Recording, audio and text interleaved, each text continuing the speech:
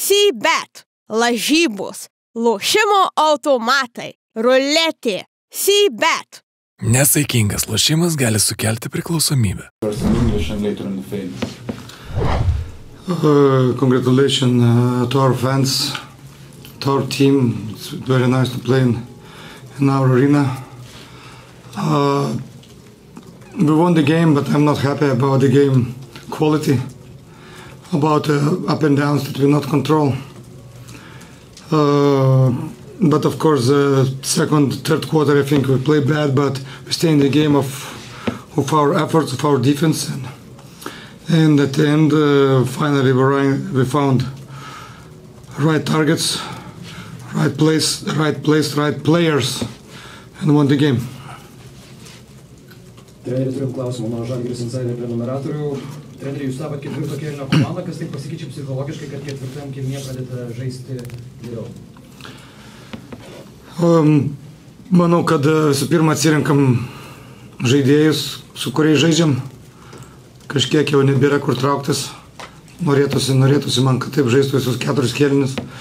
Kol kas tos kokybės nepavyksta išgauti. Dėl pirmo kėlinio turbūt galim kažkiek prisimti atsakomybę. Gana greitai ilgai laikėm pagrindinius žaidėjus ir gana greitai pakeitėm visą penketą. Galbūt yra sunku žaidėjams nuo suolo iškart įsivažiuoti ir žaisti. Gavosi tokia dobelė po gero starto. Taip kad aš patenkintas, kad mes laimim tos ketvirtus kėlinius, bet norėtųsi visas rungtynes stabiliau žaisti. Per Eurolygos transliaciją rungtynių sakėt, kad tas Arno Butkevičiaus dėjimas tapo atsibudimo signalu visai komandai ir arenai. Kaip jums patiko tas dėjimas? Labai, nes visų pirma mažinom skirtumą, visų pirma įsijungė žaidimą ir Arnas, kuris prieš tai buvo gana pasyvus. Ir dar klausimas nuo insiderių. Ar matėt prieš rungtynes Green White Boysų iškeltą didžiulį plakatą, kuriame buvo jūs? Mačiau. Ir kaip? Smagu, nors galiu pasakyti, kad šiandien tų šachmatai galėjo būti geresni. Ačiū. Kalbant apie tuos keitimus ir tuos skirtingus penketukus, ko jūs labiausiai pasigęs nuo suolo einančių žmonių? Kažkiek trūksta stabilumo, pasitikėjimo, dar neatsirenkam situacijų ir turėjom gynybinį planą, turėjom puolime, kurio žaidėjus atakuoti, su kuriais deriniais ir to trūko.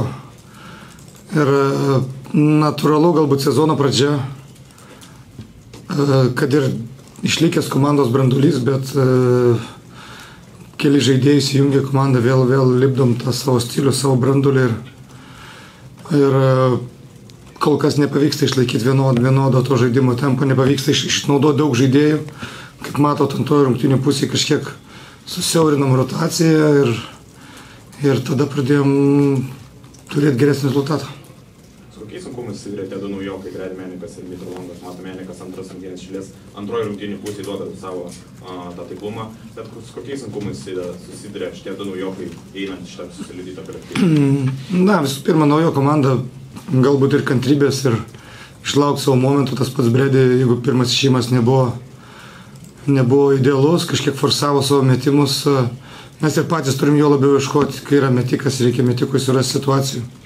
Čia ne tik jo problema, čia ir mūsų problema. O kita situacija, kai jis antroji pusėje išlaukė ir tie metimai atėjo pas jį ir matom, kad jis yra ir geras užbaigėjas iš po krepšio, ir atletiškas pakankamai, explosive, nors toks netrodo ir daro tą savo darbą, tai pataiko lemiamus metimus. O Nazas, manau, kad turėtų labai tik prie mūsų stiliaus, bet mums reikia būti kantriem. Sakot, kad iš Meniko teikties o taiklumo, bet ar tas dėjimas nustebino ir tas jo, sakykim, tas šaldas veidas po tokio dėjimo, kur neparodantys emocijai, kokį pavyzdį šitą žmogų šis? Jis emocijų nerodo, yra gana uždaro tipo ir nereikia iš jo norėti, kad jis būtų kitoks, bet kad jis gali įdėti krepšį ir efektingai, tai mes matėm tiek greitam puolime, tiek alijub situacijose, mes žaidėjai dar irgi nėra įpratę jo ieškoti, jisai turi ilgas rankas ir gana gerai šoka. Minėjot, kad kantrybės reikia su Nazu, ar kantrybės reikia ir su Kynonu, nes šiandien per pirmą pusę tik vienas metimas iš žaidimo, ar prastesnės rungtynės, ar truputį per anksti buvo tie lūkesčiai užkelti po tokio gero pirmo mačo? Na taip, turbūt būkim realistai. Turbūt bus dar tų bangavimų ir Kinono žaidime, nes pauzė nemaža. Bet svarbu, kad jis yra ir daug dievė, kad jis iššautų tokiom, kad kas antros rungtynės ir visų pirma gerai, kad jis ir sveikas ir gali žaisti.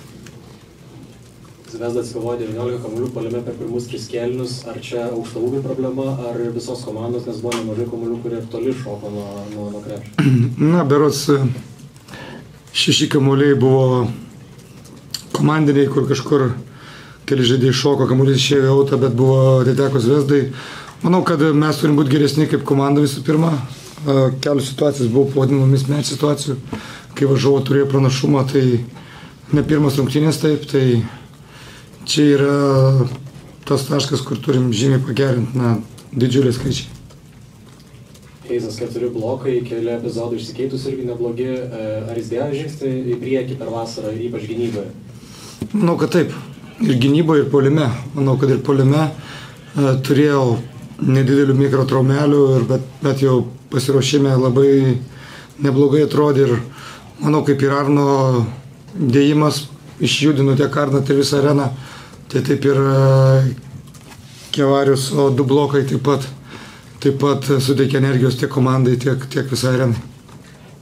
Kiek apskritai galbūt buvo svarbu, nes svarbus Heisas tuo aspektu, kad Neiperas pataikilas 1 iš 10 metimų.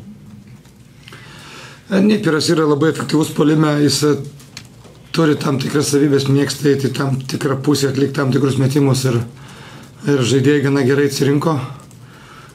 Dar kad pasikartosiu, aplamai kokybė nesu patenkintas, galbūt jau nesakysiu, kad uždėtėminuosi, bet gana didelį rungtynių dalį žaidėm gana blogai, tiek gynyboje, tiek puolime, norėtos dar geriau. Taip kad dėl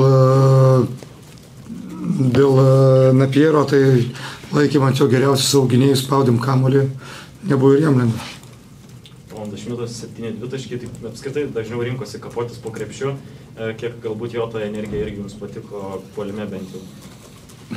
Na, Rolandas sunku stabdyti 1 prieš 1. Jis gali žaisti po krepšiu, gali mesti tritaškį ir šiandien ant jo, turbūt ant Edgaro Ulanovo vienu metu laikėsi tas žaidimas ir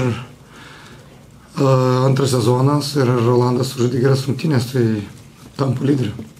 Apskritai, kur jūsų akimis būtų galima dėti, į kurią lentyną Eurolygoje šitą frontkortą su Heisu ir Šmitu?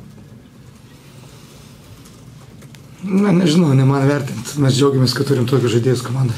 C-Bet, lažybos, lošimo automatai, ruletė, C-Bet.